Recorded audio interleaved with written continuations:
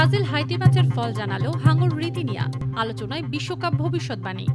৪৮ দলের ঐতিহাসিক বিশ্বকাপ শুরুর আগেই ভাইরাল হয়েছিল ব্রাজিলের এই হাঙ্গর। রিও ডি জেনিরোর অ্যাকোরিয়ামের হাঙ্গর রীতিনিয়া এবার জানালো ব্রাজিল হাইতি ম্যাচের ফলাফল। রীতিনিয়া জয়ী দল হিসেবে বেছে নিয়েছে নিজ দেশ ব্রাজিলকেই।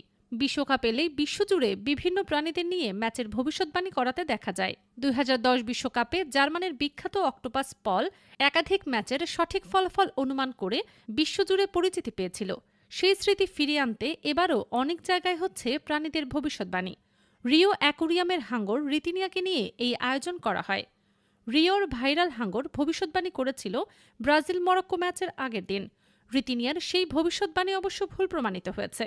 মরক্কোর সঙ্গে ড্র করেছিল সেলেসাওরা। আগের ম্যাচের মতো এবারও রীতিনিয়ার সামনে রাখা হয়েছিল দুটি খাবারের পাত্র। একটিতে ছিল ব্রাজিলের পতাকা, আরেকটিতে হাইতির। রীতিনিয়া বেছে নিয়েছে ব্রাজিলের পতাকাওয়ালা পাত্রকেই। মরক্কোর বিপক্ষে তার ভবিষ্যৎবাণী না মিললেও হাইতিকে ঠিকই হারিয়ে দেবে ব্রাজিল, এমনটাই প্রত্যাশা অ্যাকোরিয়ামের কর্মীদের। রীতিনিয়ার এবারের ভবিষ্যৎবাণী শেষ পর্যন্ত কতটা সত্যি হবে তার উত্তর মিলবে আগামীকাল ভোরেই।